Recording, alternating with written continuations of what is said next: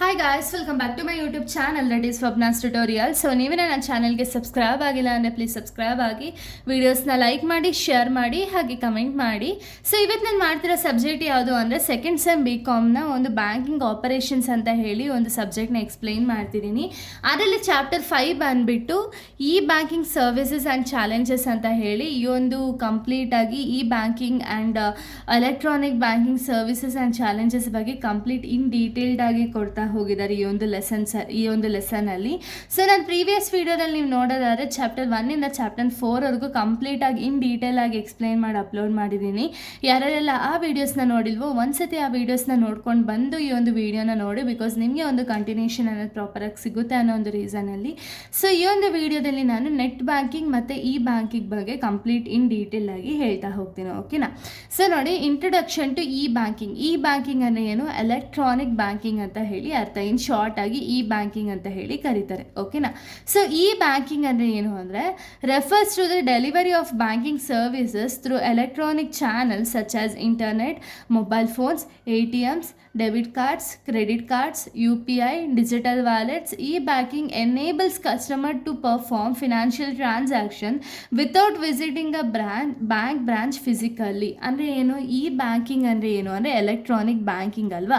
So ಇಲ್ಲೇನು ಮಾಡುತ್ತೆ, simple ಆಗಿ ನಿಮ್ಗೆ ಹೇಳ್ತೀನಿ. ಓಕೆನಾ? ಇಲ್ಲೇನು ಮಾಡ್ತಾರೆ ಅಂದರೆ ಇಂಟರ್ನೆಟ್ನ ಯೂಸ್ ಮಾಡಿಕೊಂಡು, ಓಕೆನಾ, ಇಂಟರ್ನೆಟ್ನ ಯೂಸ್ ಮಾಡಿಕೊಂಡು ಬ್ಯಾಂಕಿಂಗ್ ಆ್ಯಕ್ಟಿವಿಟೀಸ್ ಅನ್ನೋದನ್ನ ಕಂಡಕ್ಟ್ ಮಾಡ್ತಾರೆ. ಫೋನ್ಸಲ್ಲೋ ಮೊಬೈಲ್ಸಲ್ಲೋ ಏನರಲ್ಲಾದರೂ ಒಂದು ಬ್ಯಾಂಕಿಂಗ್ ಆ್ಯಕ್ಟಿವಿಟೀಸ್ನ ಕಂಡಕ್ಟ್ ಮಾಡ್ತಾರೆ. ಸೊ ಇಲ್ಲಿ ಏನಾಗುತ್ತೆ ಅಂದರೆ ಈ ಬ್ಯಾಂಕಿಂಗ್ಗೆ ಫಿಸಿಕಲ್ ಬ್ರಾಂಚ್ಗೆ ಹೋಗಿ ವಿಸಿಟ್ ಮಾಡಿ ಅಲ್ಲಿ ಅಲ್ಲಿ ಅಮೌಂಟ್ ತೊಗೊಂಡು ಟ್ರಾನ್ಸಾಕ್ಷನ್ಸ್ ಮಾಡೋ ನೆಸಸರಿ ಇರಲ್ಲ. ಓಕೆನಾ? ಸೊ ಇಲ್ಲೇನು ಮಾಡ್ತಾರೆ ಅಂದರೆ ಈಸಿಯಾಗಿ ಟ್ರಾನ್ಸಾಕ್ಷನ್ಸ್ ಅನ್ನೋದನ್ನ ಮಾಡ್ತಾರೆ. ಒಂದು ಪರ್ಸನ್ ಅಕೌಂಟಿಂದ ಇನ್ನೊಬ್ಬ ಪರ್ಸನ್ಗೆ ಒಂದು ಅಮೌಂಟ್ ಅನ್ನೋದನ್ನ ಶೇರ್ ಮಾಡೋದಾಗಿರ್ಬೋದು, ಟ್ರಾನ್ಸ್ಫರ್ ಮಾಡೋದಾಗಿರ್ಬೋದು, ಅಥವಾ ಯುಟಿಲಿಟಿ ಬಿಲ್ಸ್ ಅನ್ನೋದನ್ನ ಪೇ ಮಾಡೋದಾಗಿರ್ಬೋದು, ಪ್ರತಿಯೊಂದು ಕೂಡ ವಿಸಿಟಿಂಗ್ ಮಾಡ್ದಂಗೆ, ಬ್ರಾಂಚ್ನ ವಿಸಿಟಿಂಗ್ ಮಾಡ್ದಂಗೆ ಒಂದು ಬ್ಯಾಂಕಿಂಗ್ ಆ್ಯಕ್ಟಿವಿಟೀಸ್ ಅನ್ನೋದನ್ನ ಮಾಡ್ಬೋದು. ಅದನ್ನು ನಾವು ಈ ಬ್ಯಾಂಕಿಂಗ್ ಅಂತ ಹೇಳಿ ಕರಿತೀವಿ, ಅಥವಾ ಎಲೆಕ್ಟ್ರಾನಿಕ್ ಬ್ಯಾಂಕಿಂಗ್ ಅಂತ ಹೇಳಿ ಕರಿತೀವಿ. ಓಕೆನಾ? ಅಂದರೆ ಏನು? ಬ್ಯಾಂಕಿಂಗ್ ಆ್ಯಕ್ಟಿವಿಟೀಸ್ನ ನಾವು ಕಂಡಕ್ಟ್ ಮಾಡ್ಬೋದು with the use of on ಇಂಟರ್ನೆಟ್ನ ಯೂಸ್ ಮಾಡಿಕೊಂಡು ಬ್ಯಾಂಕಿಂಗ್ ಆ್ಯಕ್ಟಿವಿಟೀಸ್ ಅನ್ನೋದನ್ನ ಕಂಡಕ್ಟ್ ಮಾಡ್ತಾರಲ್ಲ, ಅದನ್ನು ನಾವು ಈ ಬ್ಯಾಂಕಿಂಗ್ ಅಂತ ಹೇಳಿ ಕರಿತೀವಿ. ಇಂಟರ್ನೆಟ್ ಆಗಿರ್ಬೋದು, ಮೊಬೈಲ್ ಫೋನ್ಸ್ ಆಗಿರ್ಬೋದು, debit card, credit card, ATMs, UPI, digital wallets. So ಇದನ್ನೆಲ್ಲ ಯೂಸ್ ಮಾಡಿಕೊಂಡು ಫಿನಾನ್ಷಿಯಲ್ ಟ್ರಾನ್ಸಾಕ್ಷನ್ಸ್ ಅನ್ನೋದನ್ನ ಪರ್ಫಾರ್ಮ್ ಮಾಡ್ಬೋದು ವಿತೌಟ್ ವಿಸಿಟಿಂಗ್ ದ ಬ್ರಾಂಚ್ ಏನಿದೆಯಲ್ಲ, ಬ್ರಾಂಚ್ನ ವಿಸಿಟ್ ಮಾಡ್ದಂಗೆ ನಾವು ಬ್ಯಾಂಕಿಂಗ್ ಆ್ಯಕ್ಟಿವಿಟೀಸ್ನ ಕಂಡಕ್ಟ್ ಮಾಡ್ತಿದ್ದೀವಿ ಅಂದರೆ ಅದನ್ನು ನಾವು ಈ ಬ್ಯಾಂಕಿಂಗ್ ಅಂತ ಹೇಳಿ ಕರಿತೀವಿ. ಓಕೆನಾ? ಇದರ ಮೇನ್ ಆಬ್ಜೆಕ್ಟಿವ್ಸ್ ಏನೇನು ಅಂತ ಹೇಳಿ ನೋಡೋದಾದರೆ ಈ ಬ್ಯಾಂಕಿಂಗ್ನ ಒಂದು ಮೇನ್ ಆಬ್ಜೆಕ್ಟಿವ್ಸ್ ಏನೇನು ಅಂದರೆ to provide the convenient banking services. Convenient ಅಂದರೆ ಏನು? 24/7 ಬ್ಯಾಂಕಿಂಗ್ ಸರ್ವಿಸಸ್ ಅನ್ನೋದನ್ನ ಪ್ರೊವೈಡ್ ಮಾಡ್ತಾರೆ. ಈಸಿಯಾಗಿ ನೀವು ಇವಾಗ ಇಲ್ಲೇ ಕೂತ್ಕೊಂಡು ಇನ್ನೊಬ್ಬ ಪರ್ಸನ್ಗೆ ಅಮೌಂಟನ್ನು ಟ್ರಾನ್ಸ್ಫರ್ ಮಾಡ್ಬೋದಾ? ಬಟ್ ಅವಾಗಾಗಿದ್ರೆ ಏನಾಗ್ತಿತ್ತು, ನೀವು ಚೆಕ್ನ ಬರಿಬೇಕಾದ್ರೆ ಚಲನ್ನ ಬರೆದು ಅಲ್ಲಿ ಹೋಗಿ ಕೊಟ್ಟು ಬೇರೆಯವ್ರಿಗೆ ಅಮೌಂಟ್ ಟ್ರಾನ್ಸ್ಫರ್ ಆಗೋಷ್ಟರಲ್ಲಿ ತುಂಬ ಲಾಟ್ ಆಫ್ ಟೈಮ್ ಅನ್ನೋದು ಹಿಡಿತಿತ್ತು. ಬಟ್ ಇವಾಗ ಏನಾಗಿದೆ, ಕನ್ವೀನಿಯಂಟ್ ಬ್ಯಾಂಕಿಂಗ್ ಸರ್ವಿಸಸ್ ಅನ್ನೋದನ್ನ ಪ್ರೊವೈಡ್ ಮಾಡ್ತಿದ್ದಾರೆ ಕಸ್ಟಮರ್ಗೆ to reduce the transaction time ಜಾಸ್ತಿ ಹಿಡಿಯುತ್ತೆ. ನಾವು ಬ್ರಾಂಚಿಗೆ ಹೋದರೆ ಅಲ್ವಾ, ಆ ಟ್ರಾನ್ಸಾಕ್ಷನ್ ಟೈಮ್ ಅನ್ನೋದು ರೆಡ್ಯೂಸ್ ಆಗುತ್ತೆ ಈ ಬ್ಯಾಂಕಿಂಗ್ ಬಂದ ಮೇಲೆ. ಇಂಪ್ರೂವ್ ದ ಕಸ್ಟಮರ್ ಸ್ಯಾಟಿಸ್ಫ್ಯಾಕ್ಷನ್ ಅಂದರೆ ಏನು?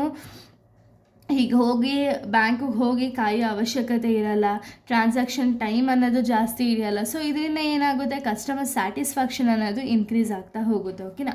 Next to promote the cashless transaction. ಇವಾಗ ಫಸ್ಟೆಲ್ಲ ಏನಾಗಿತ್ತು, ಇವಾಗ ಕ್ಯಾಶಿಗೆ ಇವಾಗ ಫೋನ್ಪೇ ಎಲ್ಲ ಇರಲಿಲ್ಲ ಅಂದರೆ ಫಸ್ಟ್ ಹೋಗಿ ಅಂಗಡಿಗೆ ಹೋಗಿ ನಾವು ಅಮೌಂಟ್ನ ಕೊಟ್ಟು ಅವ್ರು ನಮಗೆ ಚಿಲ್ಲರೆ ವಾಪಸ್ ಕೊಡೋಷ್ಟರಲ್ಲೇ ಟೈಮ್ ಆಗೋಗ್ತಿತ್ತು.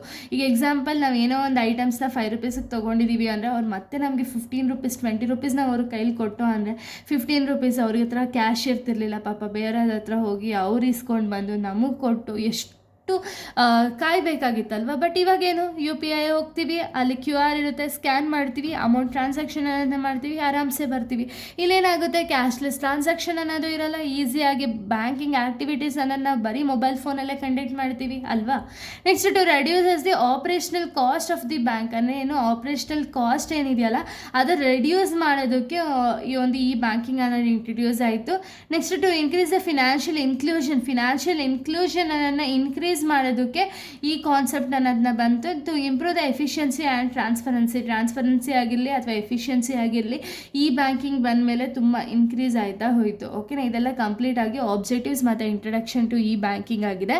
ಇನ್ನು ನೆಕ್ಸ್ಟ್ ನಾವು ನೋಡೋದಾದರೆ, ಸೊ ನೆಕ್ಸ್ಟ್ ಬಂದುಬಿಟ್ಟು ನೆಟ್ ಬ್ಯಾಂಕಿಂಗ್ ಅಥವಾ ಇಂಟರ್ನೆಟ್ ಬ್ಯಾಂಕಿಂಗ್ ಅಂತ ಹೇಳಿ. ಏನಿದು ಅಂದರೆ, it is a online banking facility that allows the customer to access and manage their accounts through this secure website using the internet. ಅಂದರೆ ಏನು, ಇಂಟರ್ನೆಟ್ ಬ್ಯಾಂಕಿಂಗ್ ಅಂದರೆ ಏನು ಅಂದರೆ, ಇದೊಂದು ಆನ್ಲೈನ್ ಬ್ಯಾಂಕಿಂಗ್ ಫೆಸಿಲಿಟಿ. ಓಕೆನಾ, ಸೊ ಇಲ್ಲೇನು ಮಾಡ್ತಾರೆ ಅಂದರೆ, ಕಸ್ಟಮರ್ಸ್ಗೆ ಅಲೋ ಅನ್ನೋದನ್ನ ಮಾಡ್ತಾರೆ. ಏನಕ್ಕೆ, ಅವರ ಒಂದು ಅಕೌಂಟ್ ಬ್ಯಾಲೆನ್ಸ್ ಎಷ್ಟಿದೆ ಅಂತ ಹೇಳಿ ಒಂದು ಆಕ್ಸೆಸ್ ಮಾಡೋದಕ್ಕೋ ಅಥವಾ ಅವರ ಒಂದು ಬ್ಯಾಂಕ್ ಅಕೌಂಟ್ಸ್ನ ಮ್ಯಾನೇಜ್ ಮಾಡೋದಕ್ಕೂ ಅಲೋ ಮಾಡ್ತಾರೆ. ಓಕೆನಾ, ಯಾವ ರೀತಿ ಅಂದರೆ, ಒಂದು ಸೆಕ್ಯೂರ್ಡ್ ವೆಬ್ಸೈಟ್ಸ್ ಇರುತ್ತಲ್ಲ, ವೆಬ್ಸೈಟ್ಸ್ನ ಯೂಸ್ ಮಾಡಿಕೊಂಡು ಅಂದರೆ ಇಂಟರ್ನೆಟ್ನ ಯೂಸ್ ಮಾಡಿಕೊಂಡು ಸೆಕ್ಯೂರ್ ವೆಬ್ಸೈಟ್ಸ್ಗೆ ಹೋಗಿ ಅಲ್ಲಿ ನಾವು ಅಕೌಂಟ್ನ ಆಕ್ಸೆಸ್ ಮಾಡೋದಕ್ಕಾಗಿರಲಿ, ಮ್ಯಾನೇಜ್ ಮಾಡೋದಕ್ಕಾಗಿರಲಿ. ಇವಾಗ ಎಕ್ಸಾಂಪಲ್ ನಿಮಗೆ ಗೊತ್ತಿರೋ ಹಾಗೆ, ಇವಾಗ ಕೆನರಾ ಬ್ಯಾಂಕ್ ಅಂದರೆ ಅವ್ರದ್ದೇ ಒಂದು ವೆಬ್ಸೈಟ್ ಅನ್ನೋದಿರುತ್ತೆ, ಅಲ್ಲಿ ನಾವು ಅಥವಾ ಅವ್ರದ್ದೇ ಒಂದು ಆ್ಯಪ್ಸ್ ಇರುತ್ತೆ, ಅಲ್ಲಿ ಹೋಗಿ ನಾವು ಬ್ಯಾಲೆನ್ಸ್ನ ಚೆಕ್ ಮಾಡ್ಬೋದು, ಅಥವಾ ಅಲ್ಲಿ ಸ್ಟೇಟ್ಮೆಂಟ್ನ ಡೌನ್ಲೋಡ್ ಮಾಡ್ಕೋಬೋದು,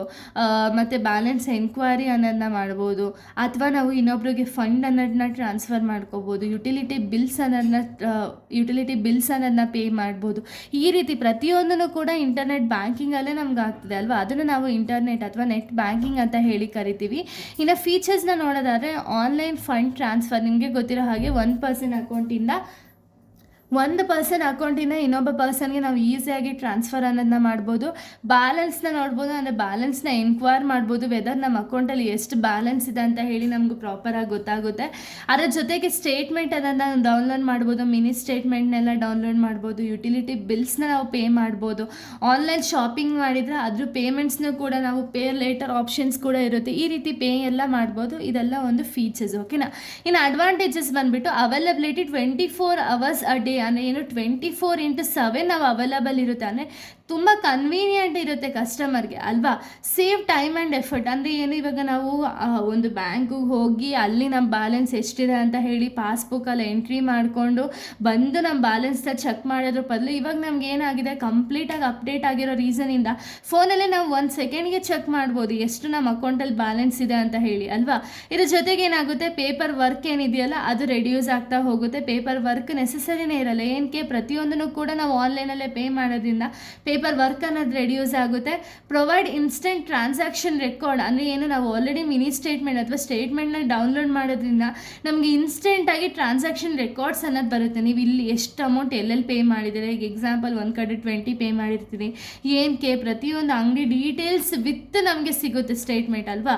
ಇನ್ನು next, easy access for any location ಅಥವಾ ಫ್ರಮ್ ಎನಿ ಲೊಕೇಶನ್, ಎಲ್ಲಿದ್ರೂ ಕೂಡ ನಾವು ಈ ಪೇಮೆಂಟ್ಸ್ ಅಥವಾ ನೆಟ್ ಬ್ಯಾಂಕಿಂಗ್ ಅನ್ನೋದನ್ನ ಮಾಡ್ಬೋದು. ಇನ್ನು ಲಿಮಿಟೇಷನ್ ಬಂದುಬಿಟ್ಟು ರಿಕ್ವೈರ್ಸ್ ಇಂಟರ್ನೆಟ್ ಆಕ್ಸೆಸ್, ಇಂಟರ್ನೆಟ್ ಅನ್ನೋದು ಕಂಪಲ್ಸರಿ ಬೇಕೇ ಬೇಕು. ವೆದರ್ ನಮ್ಮ ಹತ್ರ ಸ್ಮಾರ್ಟ್ಫೋನ್ ಇದ್ದರೂ ಕೂಡ ಇಂಟರ್ನೆಟ್ ಇಲ್ಲ ಅಂದರೆ ನಮಗೆ ಪ್ರಾಪರಾಗಿ ವರ್ಕ್ ಮಾಡೋಕ್ಕಾಗಲ್ಲ ಅಲ್ವಾ. ಇಂಟರ್ನೆಟ್ ಆಕ್ಸೆಸ್ ಅನ್ನೋದು ಕಂಪಲ್ಸರಿ ಬೇಕೇ ಬೇಕು. ರಿಸ್ಕ್ ಆಫ್ ಸೈಬರ್ ಫ್ರಾಡ್ ಏನಿದೆಯಲ್ಲ ಅದರ ರಿಸ್ಕ್ ಅನ್ನೋದು ಜಾಸ್ತಿ ಇರುತ್ತೆ. Technical issues May interrupt like services. ಈಗ ನಿಮ್ಗೆ ಆಲ್ರೆಡಿ ಗೊತ್ತಿದೆ ಏನು ಅಂದರೆ, ಇವಾಗ ನಾವು ಒಂದೊಂದ್ಸತಿ ಫೋನ್ಪೇನೋ ಗೂಗಲ್ ಪೇನೋ ನಾವು ಯೂಸ್ ಮಾಡ್ತಿದ್ದೀವಿ ಅಂದರೆ ಒಂದೊಂದ್ಸತಿ ಅದು ಟೆಕ್ನಿಕಲ್ ಇಶ್ಯೂಸ್ ಏನೋ ವರ್ಕೇ ಆಗಲ್ಲ. ಸೊ ಆ ಒಂದು ಇಶ್ಯೂಸು ಸ್ವಲ್ಪ ಇದೆ. ಓಕೆನಾ, ಸೊ ಇದು ಕಂಪ್ಲೀಟಾಗಿ ಒಂದು ನೆಟ್ ಬ್ಯಾಂಕಿಂಗ್ ಬಗ್ಗೆ ಮತ್ತು ಇ ಬ್ಯಾಂಕಿಂಗ್ ಬಗ್ಗೆ ಆಗಿದೆ. ಇನ್ನು ನೆಕ್ಸ್ಟ್ ವೀಡಿಯೋದಲ್ಲಿ ನಾನು ಬೇರೆ ಒಂದು ಟಾಪಿಕ್ಸ್ನ ಎಕ್ಸ್ಪ್ಲೈನ್ ಮಾಡ್ತೀನಿ. ಇಲ್ಲಿಗೆ ಒಂದು ವಿಡಿಯೋ ಅನ್ನೋದು ಕಂಪ್ಲೀಟ್ ಆಗುತ್ತೆ. So thank you guys, thanks for watching.